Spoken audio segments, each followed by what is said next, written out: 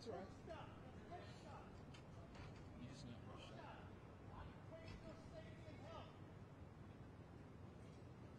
Thank you, sir.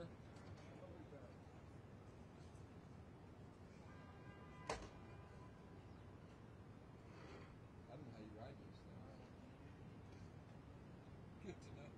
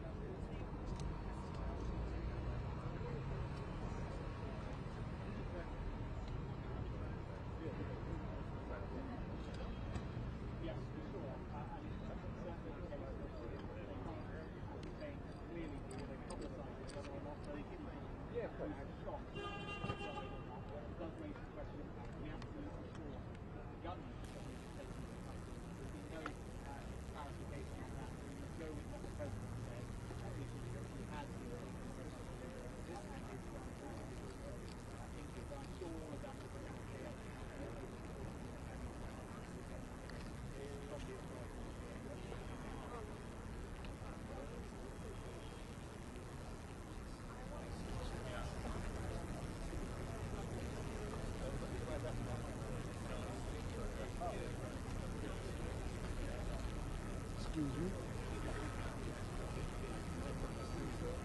Happy holidays, man.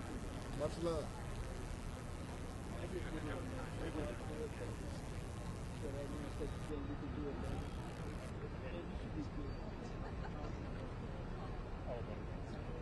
Well, I think somebody might be. I already have actually.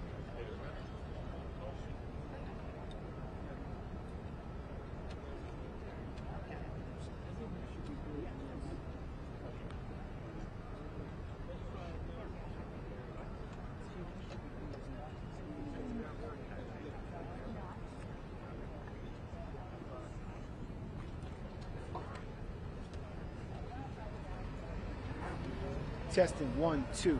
Testing. Is everybody getting audio? Testing 1, 2. Okay. Testing. Can you? I left the that's the headsets right there. No. That move forward. That's it in that black bag. No. Right there. Right to the side. That's it. I'll plug it in. You good? Yeah. Do you still have it? It should be gone.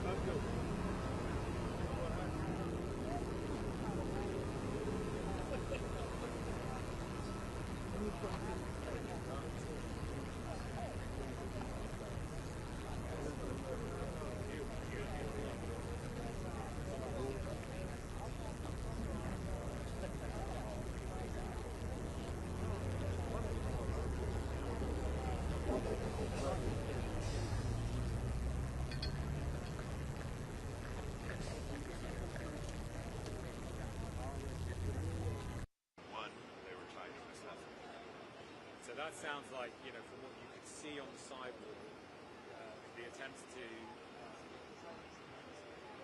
give medical intervention happened extremely quickly. You just came back. Yeah, I was just like, I came back like 100 later.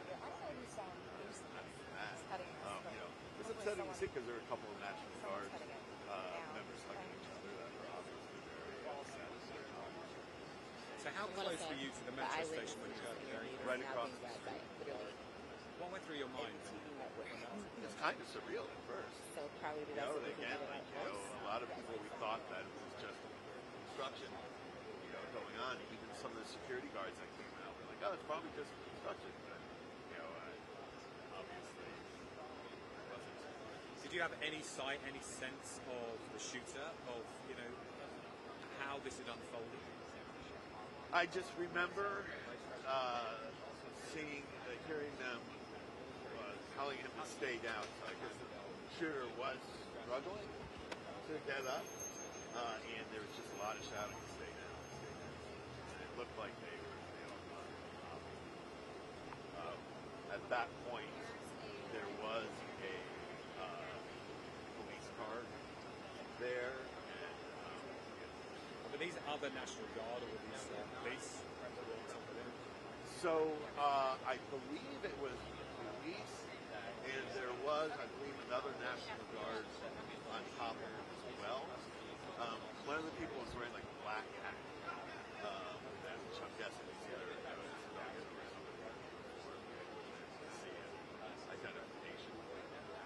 But he was being subdued. They were yelling to stay down. So it sounded like probably trying Do you have any sense, because I've heard this from a couple of other eyewitnesses or people that heard what happened, that there was an initial burst of gunfire, then a pause, and then another more gunfire, which tallies with what you said. Yeah. I mean, is your sense that this was an attempt to subdue the attacker the second burst? Do you have any idea? We were about like 4 storefronts down here the second rally. To me, it didn't sound like the gunshots hit. Obviously I'm not an expert on guns, but to me it kind of sounded like they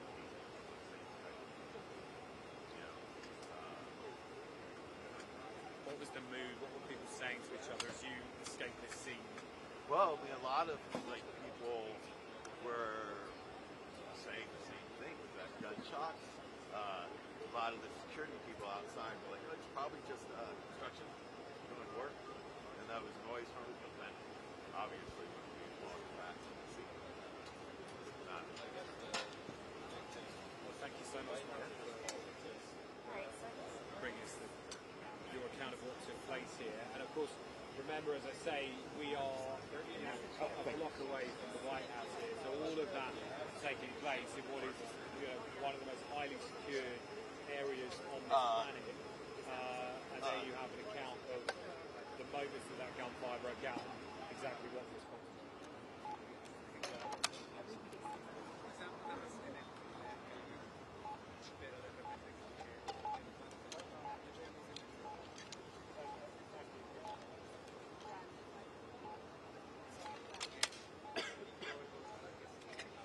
Okay.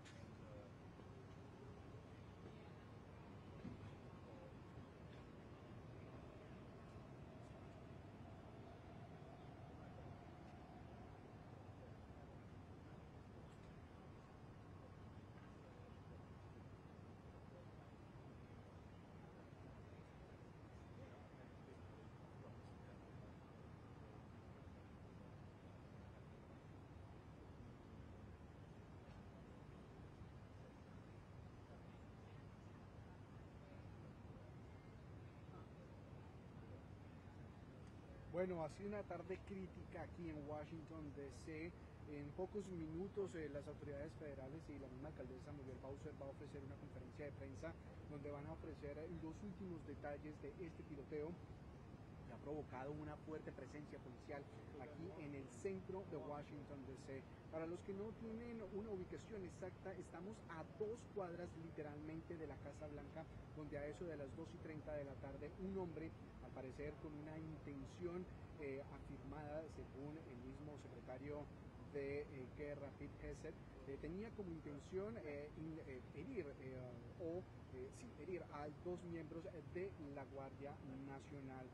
A esta hora hay conflictos de información, así lo ha reportado el mismo gobernador de West Virginia, quien hacía pocos minutos había dicho que los 2 miembros de la Guardia Nacional habían perecido, habían fallecido, pero a esta hora sigue siendo una incógnita, un interrogante saber si la condición de estos guardias nacionales sigue siendo la misma o si afortunadamente pueden estar vivos. El mismo secretario de Guerra, Pete Hegseth, dijo que iban a desplegar a 500 guardias miembros de la Guardia Nacional aquí en el Distrito de Columbia. Como se pueden dar cuenta, es una escena bastante activa. Aquí han llegado miembros de las fuerzas federales, también está la Policía Metropolitana, está el Servicio Secreto, el FBI. Aquí también en la escena está Pete Patel, del director del FBI, quien se va a encargar también de dar algunos detalles sobre la investigación y sobre este tiroteo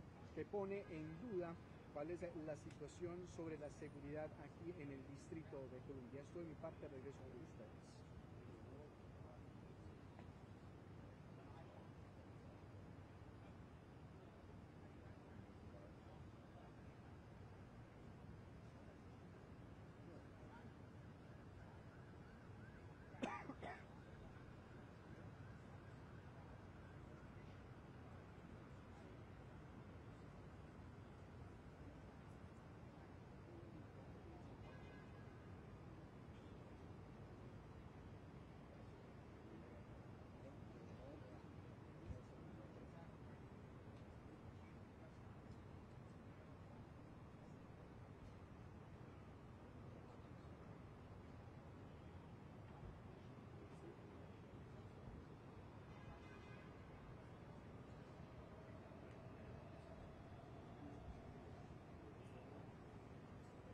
Ya estoy con ustedes nuevamente, si quieren.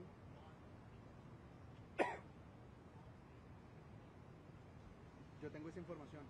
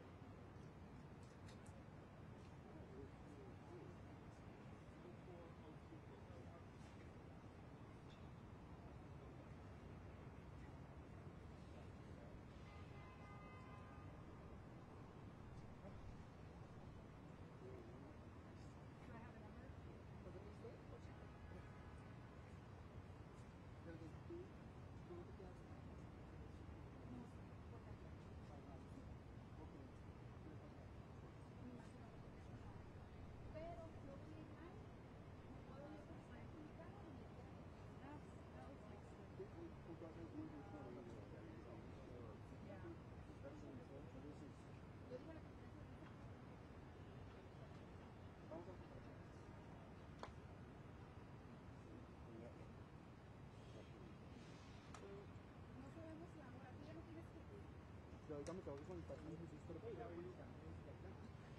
para tener información. Que no sabemos la hora, ¿verdad? No, no mucho. You have a hit time?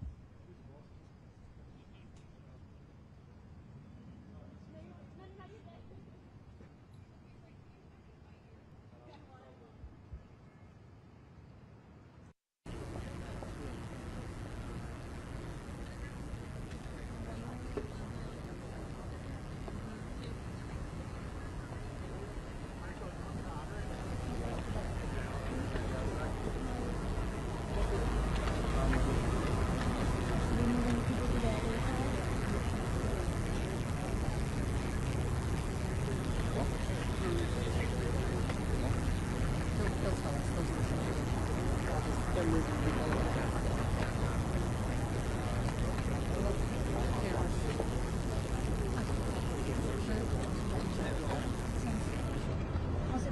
we ready? Ready. Good afternoon, everybody. My name is Kash Patel, FBI Director. We're here to brief you on the tragic events that happened today at approximately 2:15 local time in Washington, D.C., where two of our brave members of the National Guard and the Department of War were brazenly attacked in a horrendous act of violence. They were shot. They're in critical condition. As you can see behind me, we have assembled the full force of both the federal and state and local law enforcement agencies to bring bear all of our resources to make sure we find the perpetrators responsible for this heinous act. And make no mistake, they will be brought to justice. Since this is an assault on a federal law enforcement officer, this will be treated at the federal level as an assault on a federal law enforcement officer.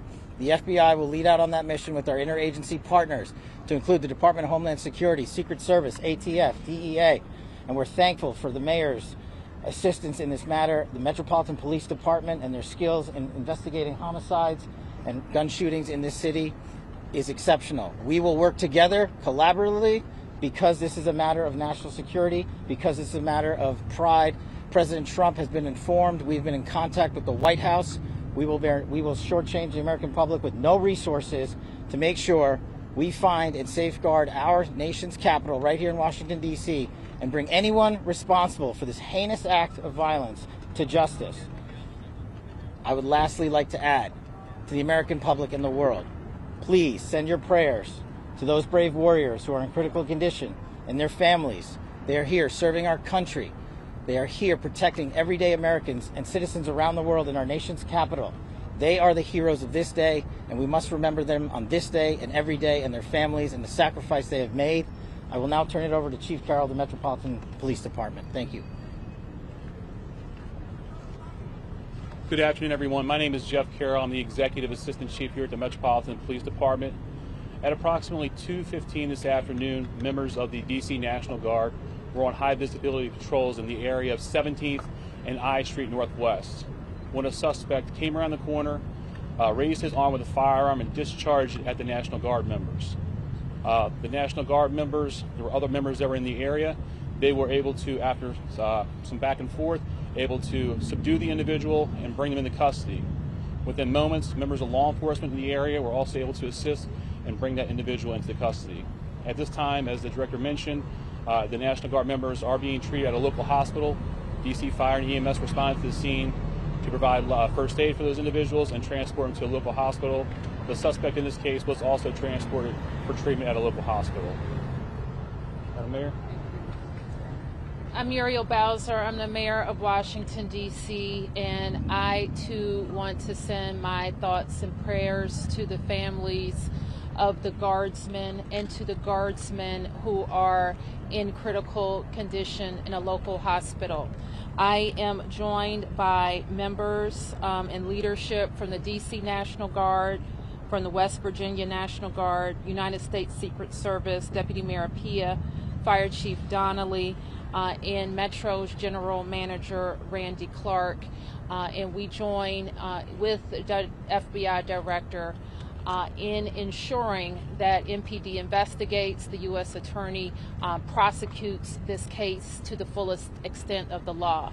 I've had the opportunity to brief U.S. Attorney General Pam Bondi, who was speaking to the president when I called, as well as the United States Attorney Pirro, who assured me that this case will have her office's complete attention. Mayor, was there any other suspect? Chief? Sure. So no, at this time there's no indication that there was any other suspect. The one suspect that was involved in this incident, they were shot during the interaction and they were transported to the hospital for treatment. Mayor, does this validate the need for the National Guard here in D.C.? What we know, Andrea, is that this is a targeted shooting. One individual who appeared to target these guardsmen, that individual has been taken into custody. Mayor, can you tell us any more details on the condition of the two National Guardsmen and whether or not anyone else was injured? And a quick question follow-up for the FBI Director. You said that we'll make sure we find the perpetrators for this act. So just to clarify, the person believed to be responsible is in custody and there are no other suspects? Sure, so I can start out. Again, Chief Carroll from MPD. So both the individuals, the Guard members, they are in critical condition at a local hospital at this time being treated. At this point, we have no other suspects. We have reviewed video from the area. It appears, like I said, to be a lone gunman that raised a firearm and ambushed these members of the National Guard, and he was quickly taken into custody by other National Guard members and law enforcement members. Have you got any sense of motive? No, at this time, obviously, we're very in the preliminary stages of investigation. There's a lot of things, a lot of agents that are here from various federal agencies, law enforcement agencies. We have the full power of the FBI and our federal partners here, the task force. So we're looking at all those different aspects, but we don't have any motive. Guardsmen armed, sir? The National Guardsmen that were shot, I'm told they were armed. Do they get off shots? At this time, that's part of the preliminary investigation. We know how the suspect was apprehended. Sure. So how the suspect was apprehended, as I said, the individual, the suspect came around the corner. He immediately started firing a firearm at the two National Guard members. So at that time, there were other National Guard members that were in the area. They heard the gunfire. They actually were able to intervene and to kind of hold down the suspect after he had been shot on the ground until law enforcement got there within moments. And he was shot by a National Guardsman? At this point, we're still investigating exactly who shot that individual. It's not clear at this time. Were there DC policemen in the area? We don't know what kind of weapon. There was DC police. It happened right in front of the Metro, although there is no indication that the perpetrator was on the Metro. So there's Metro Transit Police in the area, and obviously being on 17th Street by the White House, Uniform Division of Secret Service were in the immediate area as well. What kind of weapon the alleged perpetrator used? We do not know at this time. It's still under investigation. We're going to be able to take a couple more. Has been able to question the suspect, or is his condition so severe that you haven't been able to have a conversation? Sure. Again, so as I said, we're very preliminary in the investigation, so we're looking to all aspects of who the individual is, his connections. At this time, he's still in the hospital receiving treatment. And I would just like, hang on. I would just like to add, the reason that this suspect is in custody is because of the bravery of the men and women of the National Guard who responded due to their extensive training to secure American lives today. There was not any further injury and any further shootings. We should highlight the fact that the men and women of law enforcement, the interagency, the Department of War, and the National Guard executed their training with great precision today and prevented an even greater tragedy from befalling us. These National Guardsmen are heroes, and we must pray for their safety and their speedy recovery. And as the Chief said, we are in the preliminary stages of this investigation. We will run down every single lead, every piece of evidence. This is the power of the U.S. government at its best at the state, local, and federal level. That is why this interagency group is standing behind us to assure America and the world that we will continue to keep D.C. safe. And thankfully, we have Metropolitan Police Department, the National Guardsmen, and federal agents, and the Department of Justice and an Attorney General willing to prosecute the mission to keep Americans safe. And President Trump has rightly stated that this heinous act will be investigated, and he has thanked the National Guardsmen and women and the men and women of law enforcement. Did the suspect say anything at the time? Why did the West Virginia governor say that they'd been killed? Chief, was anyone else shot besides the two? Have the families been notified? General, what about the unarmed